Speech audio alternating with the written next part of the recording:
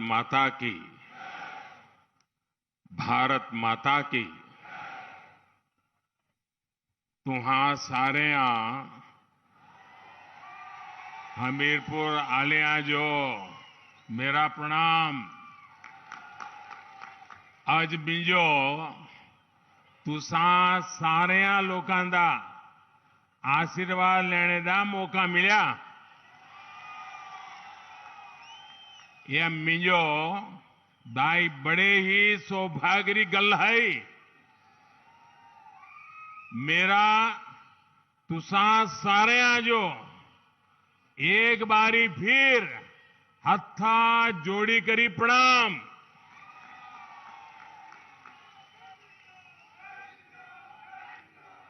गौरी शंकर भगवान, गसोता महादेव, भगवान नरवेदेश्वर, भगवान मुरली मनोहर, मां टोणी देवी, बाबा बालकनाथ और सभी देवी देवताओं को मेरा प्रणाम। भाइयों और बहनों, हमीरपुर के साथ साथ बिलासपुर, ऊना, कांगड़ा से भी आप सब बहुत बड़ी तादाद में यहां आए हैं। हम सबको आशीर्वाद देने के लिए आए हैं। मैं आपका आभार व्यक्त करता हूं। उसके साथ साथ टीवी के माध्यम से, मोबाइल फोन पर ऑनलाइन जो भी साथी जुड़े हैं उनका भी मैं अभिनंदन करता हूं। साथियों, आपने हमारे लिए इतना समय निकाला। हम सभी सुजानपुर के लोगों के, हिमाचल के लोगों के बहुत बहुत आभारी हैं। साथियों, एक कार्यकर्ता के रूप में अनेक बार इस पूरे क्षेत्र में मुझे भ्रमण करने का, यहां को समझना, यहां की समस्याओं को समझना, यहां की शक्ति को समझना, अनेक परिवारों के साथ उठना बैठना, यानी ये मेरे जीवन का एक क्रम था। ये मेरा सौभाग्य रहा।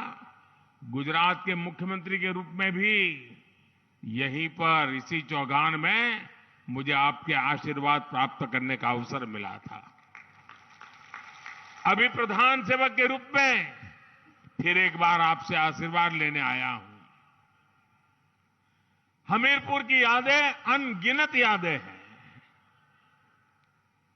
लेकिन अणु में जो पंडितादी हट्टी है, वहां की बेसन की बर्फी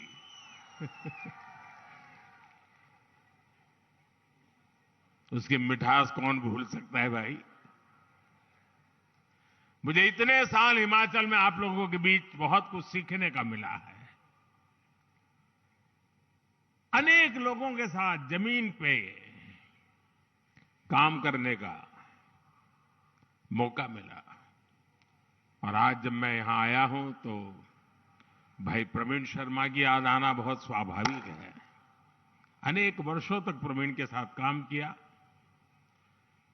और उन्होंने तो हमीरपुर के विकास के लिए भी कितना काम किया था। अब से कुछ महीने पहले ही वो हम सबको छोड़ के चले गए। मैं आज हमीरपुर आया हूं तो उन्हें भावभीनी श्रद्धांजलि भी अर्पित करता हूं। भाइयों और बहनों, जितना मैं हिमाचल को जानता हूं, यहां के लोगों को जानता हूं, ये कह सकता हूं कि इस बार हिमाचल के लोग खुद ही ये चुनाव लड़ रहे हैं, खुद ही चुनाव का नेतृत्व कर रहे हैं और दोबारा जयराम जी की सरकार बनाने का यहां हिमाचल की जनता ने फैसला कर लिया है। भाइयों बहनों, हिमाचल में ऐसा नहीं हुआ। लेकिन हम ये भी जानते हैं कि हिमाचल के खून में ही नया इतिहास बनाना है।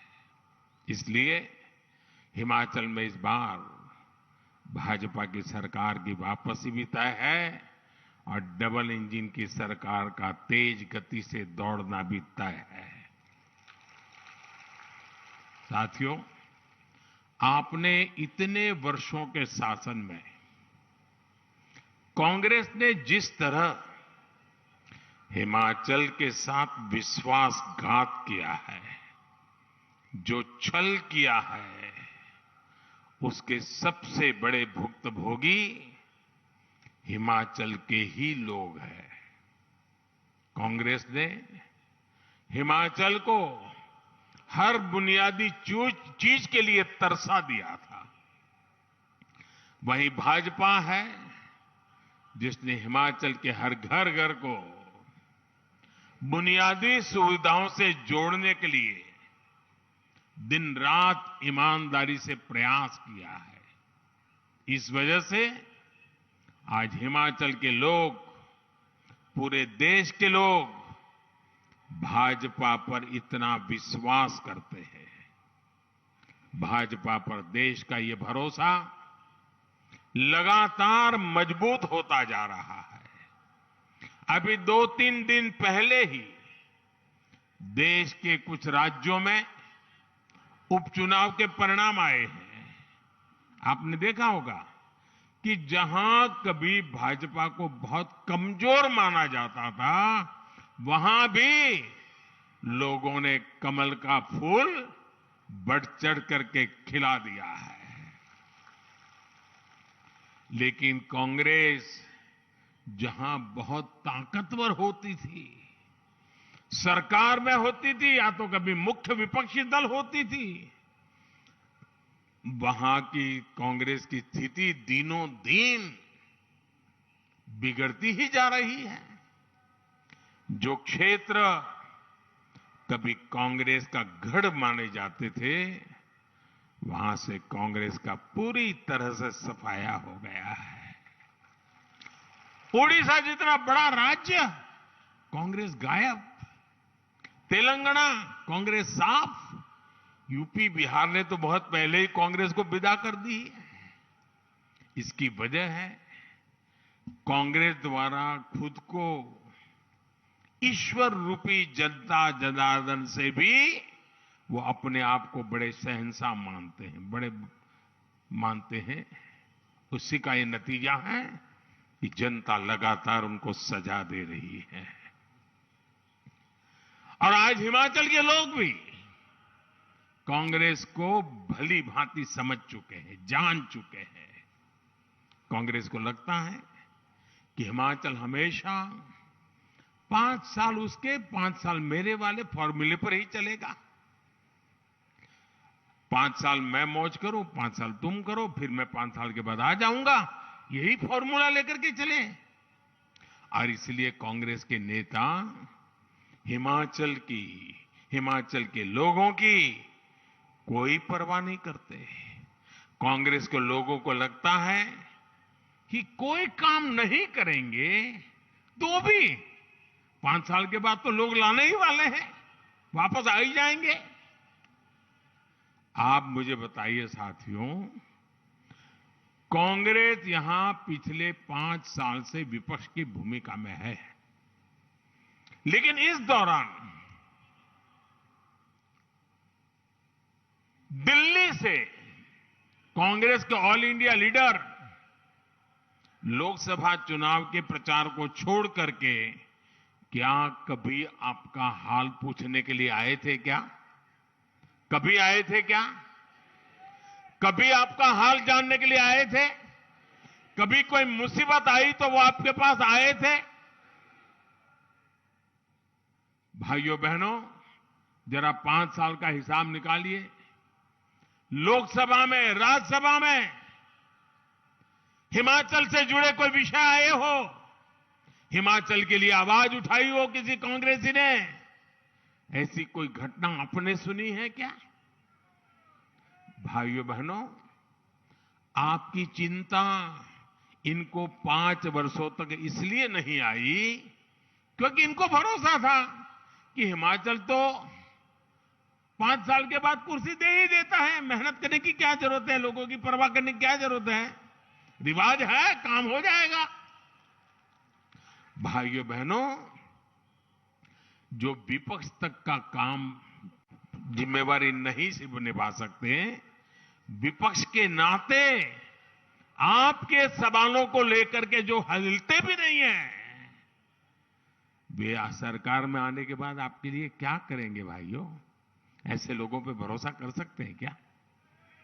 इसलिए अब हिमाचल के लोगों ने भी ठान लिया है कि अब तो कांग्रेस को हिमाचल से बिस्तरा बोरिया उठा करके निकालना ही पड़ेगा। और इसलिए हमारे भाइयों बहनों, आज ये देवभूमि पुकार रही है, आज ये देवभूमि कह रही है, भाजपा को फिर वापस लाएंगे, हर बूथ पर कमल खिलाएंगे। भाई और बहनों, आज आपसे बात करते हुए मैं इस क्षेत्र की वीर माताओं के योगदान को भी नमन करता हूं। यहां से तो हमारे उम्मीदवार खुद ही फौजी हैं, उन्होंने राष्ट्र रक्षा के लिए पूरा जीवन समर्पित कर दिया।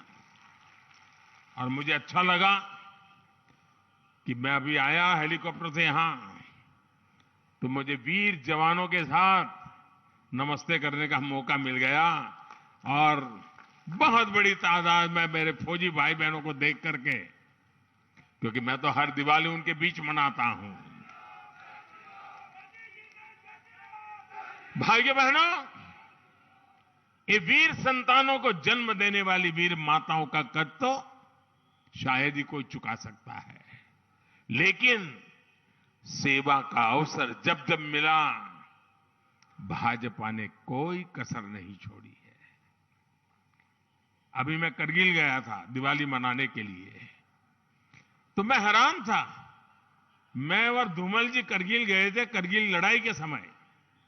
उस समय की सारी फोटो की प्रदर्शनी लगाई थी वहां के लोगों ने, और वहां जो आज जो जवान है उनको भी वो पुरानी बातें याद थी कि धूमल जी और मोदी जी हमारे बीच में युद्ध के मैदान के समय आए थे। और मुझे याद है उस समय हमारा यहां का युवा मोर्चा के अध्यक्ष के रूप में हमारे जयराम जी थे और हमारा विनोद ठाकुर वो महामंत्री था। युवा मोर्चा ने तब करगिल के शहीदों के जीवन को समर्पित स्मारिका भी निकाली थी। भाजपा की यही विशेषता है। भाजपा की ताकत चाहे कितनी भी रही हो, हमारे लिए खुद से बड़ा दल है और दल से बड़ा देश है। साथियों, हमीरपुर के हमारे इस क्षेत्र में तो फौजी परिवारों का बाहुल्य है। हमारे ये परिवार बहुत करीब से जानते हैं कि कांग्रेस का इतिहास किस तरह बड़ी बड़ी बातों और झूठी गारंटियों का रहा है। यही कांग्रेस है जिसके राज में हमारे फौजियों के पास पर्याप्त बुलेट प्रूफ जैकेट भी नहीं हुआ करते थे।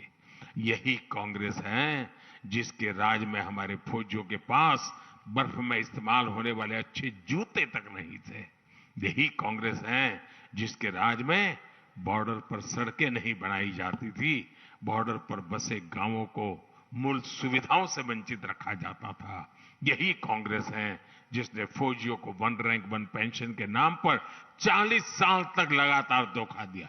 40 साल तक चुनाव के 15 पहले कोई भी वादा करने में वो झिझकते नहीं है। कुछ भी वादा कर दो, अभी भी कर रहे हैं, ढेर सारे वादे कर रहे हैं। आप याद करिए भाइयों बहनों, मैंने हिमाचल के फौजी परिवारों को वचन दिया था कि चाहे कुछ भी हो, 1 रैंक 1 पेंशन हम लागू करके रहेंगे। और हमने ना सिर्फ 1 रैंक 1 पेंशन को लागू किया, बल्कि इसका एरियर भी पूरे सम्मान के साथ दिया। आज आप जानकर हैरान रह जाओगे कि 1 रैंक 1 पेंशन की वजह से अब तक लगभग 60,000 करोड़ रुपया देश भर के हमारे फौजी परिवारों के खाते में गए और ये अतिरिक्त राशि गई है। और साथियों, आपको ये भी नहीं भूलना है कि यही कांग्रेस है जिसके नेता आर्मी चीफ का अपमान करते हैं, फौज के लोगों की तुलना गुंडों से करते हैं। यही कांग्रेस है जिसके नेता सर्जिकल स्ट्राइक पर सवाल उठाते हैं, हमारे वीर बेटे बेटियों के शौर्य को कटघरे में खड़ा करते हैं। भाइयों और बहनों, भाजपा की सरकार के लिए देश की सुरक्षा और सैनिकों की सुरक्षा सर्वोपरि है। इसलिए आज देश में ही आधुनिक अस्त्र शस्त्र निर्माण किया जा रहा है। कांग्रेस ने रक्षा घोटालों का जो तौर तरीका बना दिया था, उसको बदला गया है। अब तो बेटियों के लिए भी तीनों सेनाओं के हर मोर्चे भी, उसको भी हमने खोल दिया है। यहां तो 5 ही सैनिक स्कूल भी है। हम सैनिक स्कूलों की संख्या भी बढ़ा रहे हैं और इनमें बेटियों को भी दाखिला मिल रहा है। हमारी सरकार पुलिस फोर्स और केंद्रीय सुरक्षा बलों में भी बेटियों को बहुत प्रोत्साहन दे रही है। मैं एक और आंकड़ा दूंगा, आप बहुत ध्यान से सुनिएगा। आजादी के बाद 2014 तक देश में पुलिस सेवा में लगभग 1 लाख बेटियां थी। यानी इतने सालों में 1 लाख बेटियां। हमने बीते 8 साल में ये संख्या लगभग 2.25 लाख हो चुकी है। 2.25 लाख, यानी 2 गुने से भी ज्यादा। इसी प्रकार केंद्रीय बलों में भी बेटियों की भागीदारी 17,000 से बढ़कर के 35,000 से ज्यादा हो चुकी है और ये लगातार बढ़ रही है। साथियों, बीते 8 वर्षों में महिलाओं की सुविधा, बेटियों की पढ़ाई और कमाई के लिए केंद्र सरकार ने लगातार काम किया है। इन्हें अब हिमाचल भाजपा नई बुलंदी दे रही है। आपने देखा होगा कि भाजपा ने महिलाओं के लिए इस बार एक अलग संकल्प पत्र जारी किया है और इसके लिए मैं हिमाचल बीजेपी को बधाई देता हूं। इसमें बेटियों की पढ़ाई लिखाई से लेकर हर प्रकार की सुख सुविधा को बढ़ावा देने का रोडमैप है। ये दिखाता है कि भाजपा महिलाओं की समस्याओं और उनसे जुड़े विषयों को लेकर कितनी प्रतिबद्ध है। माताओं, बहनों, बेटियों के लिए ऐसे काम तब किए जाते हैं जब मन में सेवा का भाव होता है, माताओं, बहनों, बेटियों की समस्याओं का एहसास होता है। आज पीएम आवास के घर में महिलाओं को हिस्सेदारी देने वाली भाजपा है। रसोई के धुएं से घर को मुक्त कर गैस कनेक्शन देने वाली भाजपा है। हर घर नल से जल देने का अभियान चलाने वाली भाजपा है। घर घर शौचालय की सुविधा बनाने वाली भाजपा है। घर घर सौभाग्य का बिजली कनेक्शन पहुंचाने वाली भाजपा है। कोरोना के इस मुश्किल समय में हर गरीब को मुफ्त अनाज देने वाली भी भाजपा ही है। भाइयों बहनों, मेरा पूरा विश्वास है देश में जो भी छोटे राज्य हैं, जो हिमालयी राज्य हैं, उन सब के लिए हिमाचल प्रदेश अग्रिम पंक्ति का रोल मॉडल बन सकता है। विकास के मामले में, टूरिज्म के मामले में हिमाचल सभी छोटे राज्यों के लिए नई प्रेरणा बन सकता है। पहाड़ी राज्यों में जो कनेक्टिविटी होती है, रोड, रेल, रोपवे, इन सब चीजों में हिमाचल प्रदेश एक रोल मॉडल के रूप में आगे बढ़ सकता है और हम उसी तरफ पिछले 5 साल से लगातार ले जा रहे हैं और आने वाले 5 सालों में ये चीजें हम सिद्ध कर करके रहेंगे, ये मैं आपको विश्वास दिलाने आया हूं। जिस तरह से राष्ट्र रक्षा में हिमाचल प्रदेश अग्रिम पंक्ति में खड़ा रहता है, उसी तरह से विकास के मामले में भी उसे अग्रिम पंक्ति में खड़ा होना है। हमें हिमाचल को पूरे देश के लिए एक रोल मॉडल के रूप में विकसित करना है। पिछले 5 वर्षों में दिल्ली और हिमाचल में भाजपा की डबल इंजन सरकार ने इसी दिशा में प्रयास किया है। ऊना में ट्रिपल आईटी, हमीरपुर में एनआईटी, बिलासपुर में हाइड्रो इलेक्ट्रिकल कॉलेज और देहरा में केंद्रीय विश्वविद्यालय है। बिलासपुर में एम्स बन गया है और हमीरपुर में मेडिकल कॉलेज है। यानी शिक्षा हो या स्वास्थ्य, डबल इंजन से डबल विकास हो रहा है। यही नहीं, इंफ्रास्ट्रक्चर और इन्वेस्टमेंट के मामले में भी डबल लाभ हिमाचल को मिला है। देश में सिर्फ 3 राज्यों को बल्क ड्रग पार्क के लिए चुना गया है, इसमें से एक ये मेरा हिमाचल है और ये भी हमीरपुर संसदीय क्षेत्र में बन रहा है। धौला सिद्ध प्रोजेक्ट बनने से यहां बिजली तो बनेगी ही, रोजगार भी बढ़ेंगे और किसानों, पशुपालकों को कमाई भी बढ़ेगी। यहां रेल नेटवर्क के विस्तार में हजारों करोड़ रुपए केंद्र सरकार लगा रही है। देश की चौथी वंदे भारत ट्रेन भी हिमाचल को ही मिली है। शिमला, बिलासपुर, हमीरपुर, मटौर, ये हाईवे पर ही लगभग 8,000 करोड़ रुपए का काम हो रहा है। ये विकास सबके सामने प्रत्यक्ष है। लेकिन हिमाचल के लोगों को एक बात हमेशा याद रखनी है, कांग्रेस को विकास के कार्यों से दुश्मनी है, इसलिए वो इन सारे कार्यों को रोकना चाहती है। जैसे रोड 2014 से 2017 दिल्ली में हमारी सरकार बन चुकी थी, आप हमें आशीर्वाद दे चुके थे, लेकिन हिमाचल ने जितने रोड़े अटका सकते थे अटकाने की कोशिश की, ताकि दिल्ली से जो विकास का प्रवाह यहां आए वो हिमाचल में नहीं जाना चाहिए। और उन्होंने हिमाचल का बुरा करने का काम किया। वो कहावत है ना, चल दे घराटा मंज गट्टा पाना। कांग्रेस भी हिमाचल में विकास के घराट की चक्की को रोकना चाहती है, इसलिए वो पुराना राजनीतिक रिवाज बनाए रखना चाहती है। भाइयों बहनों, मैं हिमाचल के लोगों से पूछना चाहता हूं, आप जवाब देंगे? आप जवाब देंगे? ये रिवाज बदलना है कि नहीं बदलना है? ये रिवाज बदलना है कि नहीं बदलना है?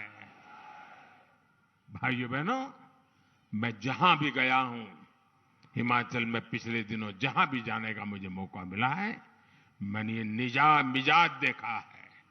मैंने हिमाचल की जनता का संकल्प देखा है और हिमाचल के लोगों को समझ आ गया है कि ये अदला बदली ने हिमाचल को बर्बाद करके रखा है। अब तो दोबारा काम देंगे और हिसाब भी मांगेंगे।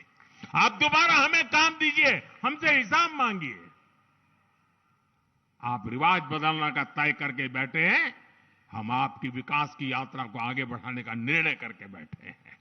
साथियों, आज हिमाचल विधानसभा चुनाव में ये मेरी आखिरी सभा है। इस चुनाव में अब मेरा कोई सार्वजनिक कार्यक्रम के लिए अब समय नहीं बचा है, लेकिन आप जरूर एक बात याद रखेंगे, कांग्रेस स्वभाव से विकास की दुश्मन है। वो लोगों को मुसीबत में जीने के लिए, मजबूरी में जीने के लिए हमेशा सोचते हैं ताकि उनकी जरूरत पड़ जाए। भाजपा ही है जो हिमाचल को विकास की नई ऊंचाई पर ले जा सकती है। इसलिए इस बार हिमाचल में भाजपा सरकार की वापसी जरूरी है। और आप तो जानते हैं, कोई देश का प्रधानमंत्री अगर हिमाचल की हर छोटी मोटी बातों से परिचित हो, यहां की हर पहाड़ियों से परिचित हो, यहां के रास्तों से परिचित हो, यहां से लोगों से परिचित हो, तो दिल्ली में बैठकर को आपके काम आएगा कि नहीं आएगा? आपका विश्वास बढ़ेगा कि नहीं बढ़ेगा? अब मैं तो दिल्ली में हूं ही, अगर यहां मेरे अनुकूल लोग होंगे तो मैं ज्यादा काम कर पाऊंगा कि नहीं कर पाऊंगा? सीधी सीधी हिसाब है जी। और इसलिए दिल्ली का फायदा भी लेना है तो हिमाचल में भी बीजेपी की सरकार को बनाना है ताकि डबल फायदा मिल जाए। मेरा आपसे आग्रह है 12 नवंबर को हर बूथ में हर वोट कमल के फूल पर ही पड़ना चाहिए।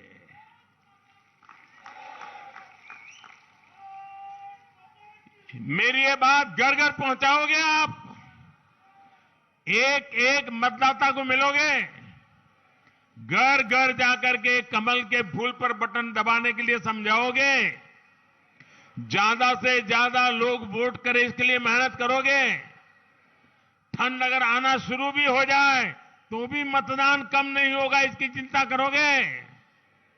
अच्छा, हर घर जाओगे तो ये बात बताओगे ना कि मोदी जी सुजानपुर आए थे, आप सबको मिलने के लिए आए थे, लेकिन अगर आप नहीं आ पाए हो तो मोदी जी ने हर घर में हर परिवार में अपना प्रणाम पहुंचाया है।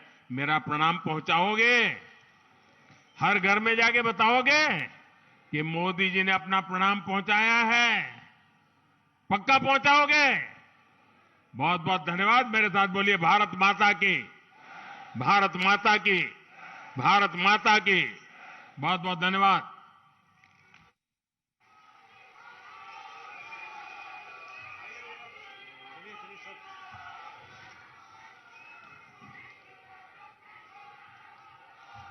मेरा हमेशा से एक भावात्मक रिश्ता रहा है। हिमाचल की धरती ने, हिमालय के उत्तुंग शिखरों ने मेरे